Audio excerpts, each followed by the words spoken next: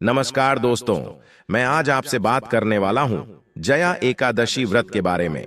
और साथ ही हम जानेंगे कुछ महत्वपूर्ण जानकारी के बारे में जो कि आप सभी का जानना बहुत ही ज्यादा जरूरी है। जैसे कि एकादशी व्रत के नियम, एकादशी व्रत हमें कब से शुरू करनी चाहिए, एकादशी व्रत कितनी संख्या में हमें करनी चाहिए, एकादशी व्रत में हमें क्या खाना चाहिए, किन नियमों का हमें पालन जरूर करना चाहिए, एकादशी व्रत में क्या कुछ निषेध है। यह जानकारियां एकादशी व्रत के पहले जाननी आपके लिए बहुत जरूरी हैं। तो दोस्तों, इस वीडियो में ये तमाम जानकारी आपको दूंगा। और दोस्तों, आज हम आपका कंफ्यूजन दूर करेंगे कि आपको जया एकादशी व्रत रखना है 19 फरवरी या 20 फरवरी को। लेकिन वीडियो को पूरा देखिएगा, तभी आपकी कंफ्यूजन दूर होगी। तो आज की वीडियो में हम जानेंगे कि जया एकादशी का व्रत कब रखें, व्रत का पारण कब करें, एकादशी और द्वादशी तिथि कब से कब तक है, पूजा का शुभ समय क्या है, राहुकाल का समय क्या है, व्रत का पारण किस दिन करेंगे और किस चीज से किया जाएगा, व्रत महत्व, नियमों के बारे में, विष्णु भगवान को क्या भोग लगाएं, सारी बातें आज की इस वीडियो में हम जानेंगे। तो आप अंत तक वीडियो में बने रहे। और उससे पहले आप एक बार वीडियो को लाइक कर दीजिए और सच्चे दिल से कमेंट बॉक्स में जय हरि विष्णु लिख दीजिए। नमस्कार दोस्तों, स्वागत है आप सभी का एक बार फिर से आपका पसंदीदा चैनल प्राचीन ज्ञान में। जय श्री हरि विष्णु। भगवान हरि की कृपा आप पर सदैव बनी रहेगी। और वीडियो को लाइक करके चैनल को सब्सक्राइब अवश्य कर लें। दोस्तों, प्रत्येक माह के कृष्ण पक्ष और शुक्ल पक्ष की एकादशी तिथि के दिन एकादशी का व्रत किया जाता है। इसे एक आदर्श 11 के नाम से जाना जाता है। एकादशी का व्रत सभी प्रकार के पापों को नष्ट करने वाली है। हर एकादशी व्रत का अपना विशेष महत्व माना गया है। इसी प्रकार से माघ मास के शुक्ल पक्ष में पड़ने वाली जया एकादशी व्रत का अपना विशेष महत्व है। जो भी भक्त सच्ची श्रद्धा के साथ, नियम और निष्ठा के साथ जया एकादशी का व्रत करते हैं, इस दिन भगवान विष्णु, माता लक्ष्मी, भगवान विष्णु के श्री कृष्ण स्वरूप का पूजन करते हैं। व्रत में नियमों का पालन करते हैं, कथा श्रवण करते हैं। इससे व्यक्ति के सभी प्रकार के पापों का नाश होता है। इस व्रत को करने से अकाल मृत्यु का भय नहीं होता है तथा भूत प्रेत पिशाच आदि योनि से मुक्त हो जाते हैं, पितरों को सद्गति प्रदान करते हैं। तो दोस्तों, सबसे पहले मैं आपको बता दूं एकादशी व्रत कब से शुरू करें।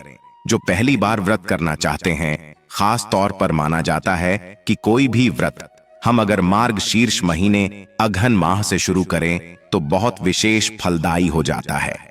क्यों होता है? इसके पीछे एक कारण है, क्योंकि इसके ठीक पहले चातुर्मास खत्म होता है। देवोत्थान एकादशी के दिन, उसी दिन देवउठनी एकादशी के दिन हम उठाते हैं और विधि विधान के साथ उनकी आराधना की जाती है। और उसकी जो अगली एकादशी पड़ती है दोस्तों, वह पड़ती है उत्पन्ना एकादशी मार्गशीर्ष महीने में। तो उस एकादशी से आप व्रत शुरू कर सकते हैं। दोस्तों, क्या होता है कि इसमें भी कुछ लोग मानते हैं कि कृष्ण पक्ष से व्रत शुरू नहीं करते, शुक्ल पक्ष से शुरू करते हैं।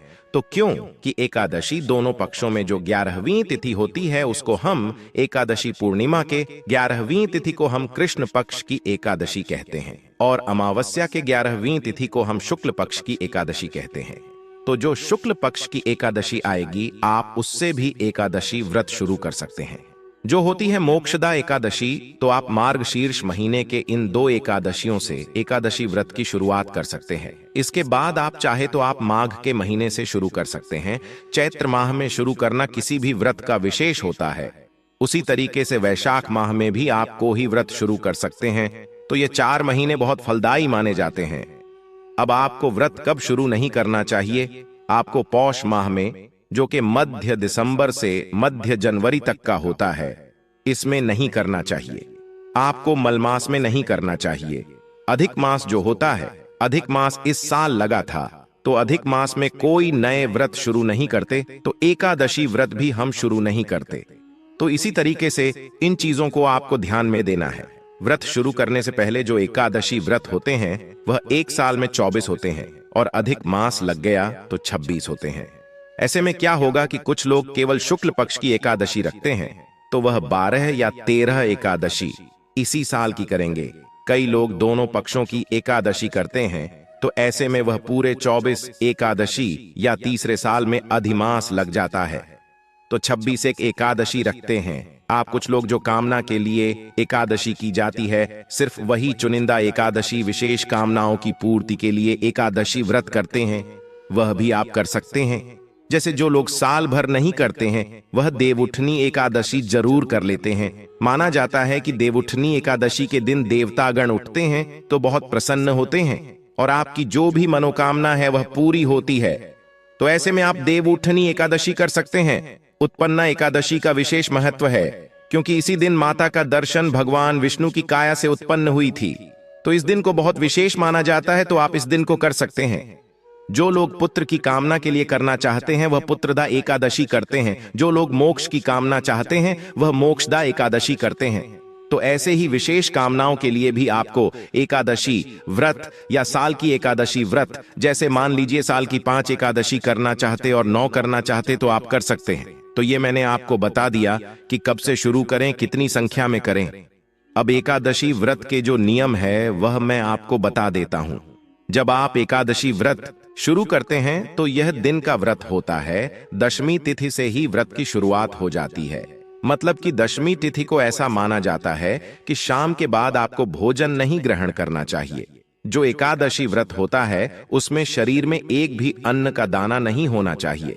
तो दशमी तिथि को भी आप सुबह स्नान ध्यान करके शुद्ध रहेंगे। पूरे दिन आपको इस दिन भी किसी भी तरह का तामसिक भोजन, मतलब मांस, मदिरा, लहसुन, प्याज, इसका सेवन नहीं करना है। दशमी तिथि को एकादशी वाले दिन आप व्रत का संकल्प लेंगे। एकादशी का व्रत होता है वह आम तौर पर निर्जला होता है। लोग निर्जला व्रत करते हैं, लेकिन अगर शरीर साथ नहीं दे रहा है तो एक समय का भोजन, वह भी फलाहार का, आप कर सकते हैं। उसमें कोई दिक्कत नहीं है। बहुत लोगों की क्योंकि परेशानी रहती थी कि एकादशी व्रत कर रहे हैं तो उनका स्वास्थ्य बिगड़ गया, तो वह फलाहार कर सकते हैं। आप इसमें चाय, जूस, इन सब चीजों का सेवन कर सकते हैं। दिन में कोई मनाही नहीं है। अन्न का एक दाना आपको नहीं लेना है। द्वादशी तिथि जो तीसरा दिन होता है उसमें आपको विशेष जो पारण का मुहूर्त होता है, उसी मुहूर्त में आपको पारण करना चाहिए और इस दिन भी आपको पूरी श्रद्धा के साथ व्रत रखना चाहिए। ये 3 दिवसीय व्रत होता है और कठिन है। क्योंकि इसे श्रेष्ठ मानते हैं तो नियम भी इसके सबसे कठिन है, तो नियम भी आपको अपनाना चाहिए। व्रत में क्या खाना चाहिए और क्या नहीं खाना चाहिए, यह बहुत महत्वपूर्ण है। तो यह मैं आपको जानकारी दे दूं। एकादशी व्रत मैंने अभी बताया कि अनाज का सेवन हम नहीं करते। कई व्रत में हम करते हैं, लेकिन एकादशी व्रत में हम नहीं लेते। तो एकादशी व्रत में फलाहार ले सकते हैं। जरूरत के हित के हिसाब से पानी, जूस ले सकते हैं। आप चाय भी ले सकते हैं, लेकिन अनाज से बिल्कुल दूर रहेंगे। एकादशी व्रत की डेट से पहली तिथि और दूसरी तिथि, द्वादशी और दशमी को तामसिक भोजन आपको नहीं करना चाहिए। यहां तक कि आपके परिवार में जो लोग हैं, कोई एकादशी व्रत करता है तो परिवार में भी इन 3 तिथियों में तामसिक भोजन, मतलब लहसुन, प्याज और मांस, इन सब चीजों का सेवन बिल्कुल नहीं होना चाहिए। तो भोजन संबंधी यह नियम है जिनको आपको जरूर मानना चाहिए। एकादशी व्रत की पूजा विधि कैसे होती है हम आपको बता देते हैं। तुलसी पत्र में हाथ में लेकर संकल्प लेंगे, व्रत की शुरुआत हो जाएगी। और रात्रि जागरण का एकादशी व्रतों में विशेष महत्व होता है, तो आप रात्रि जागरण इस दिन करके श्री हरि के भजन कीर्तन में रहे। यह सबसे श्रेष्ठ माना गया है। एकादशी व्रत वाले दिन आपको भगवान विष्णु के विष्णु सहस्त्र नाम का जप करना चाहिए। ओम नमो भगवते वासुदेवाय, जो 12 मंत्र है श्री हरि का, इस मंत्र का ज्यादा से ज्यादा बार आप जप कर सके उतना ही अच्छा है। एकादशी व्रत में जो 3 तिथियां व्रत की बताई है, उन तिथियों में ब्रह्मचर्य का पालन करना एक विशेष नियम है जो कि आपको जरूर करना चाहिए। तो ब्रह्मचर्य का पालन करना एकादशी व्रत की विशेष नियमों में एक है जो आपको करना चाहिए। इस एकादशी वाले दिन दातुन किसी भी लकड़ी वाले दातुन से नहीं करना चाहिए। एकादशी के व्रत वाले दिन ऐसा माना जाता है कि अगर आप यह भी नहीं कर सकते, बार बार पानी से कुल्ला कर लें, इसे भी दातुन माना जाता है। दांतों की सफाई मानी जाती है, उसके बाद आप व्रत करेंगे। एकादशी के व्रत में दोस्तों एक और नियम है कि आप श्री हरि के भजन कीर्तन में रहेंगे। आपको इस दिन किसी के बारे में बुरा नहीं बोलना है, बुरे वचन से आपको बचना है। एकादशी व्रत में ज्यादा बोलना भी मना होता है। तो आप इस दिन जितना कम बोलें उतना ही अच्छा है। ये इसीलिए होता है कि हम ज्यादा बोलते बोलते कहीं किसी की बुराई या निंदा न कर दें। एकादशी के दिन भजन कीर्तन विष्णु सहस्त्र नाम का पाठ करें, बहुत श्रेष्ठ होता है। इस दिन आपको घर में विशेष सफाई भी नहीं करनी चाहिए। प्रतिदिन की सफाई है वह करें, कोई विशेष सफाई न करें। ऐसा माना जाता है कि अगर आप भूमि शयन कर सकें तो बहुत अच्छा है, नहीं करते हैं तो अगर ग्रस्त में है तो आप नहीं कर पाएंगे तो आप कोई बात नहीं है। लेकिन ऐसे में जो वृत्ति भूमि शयन ब्रह्मचर्य का पालन या जो खाने पीने की चीजें वर्जित है, निषेध है, उसको उस नियम को पालन करने के लिए और उसमें आपसे कोई चूक ना हो जाए, इसके लिए जो लोग साल भर का एकादशी व्रत करते थे, बहुत महत्वपूर्ण है। यह जानकारी ध्यान से सुने। चातुर्मास में जो 8 एकादशी व्रत पड़ेंगे वह नहीं करने चाहिए, क्योंकि ऐसा माना जाता है कि चातुर्मास की एकादशी व्रतों में जो नियम है उसको पूरी तरीके से पूर्णता से मानना चाहिए।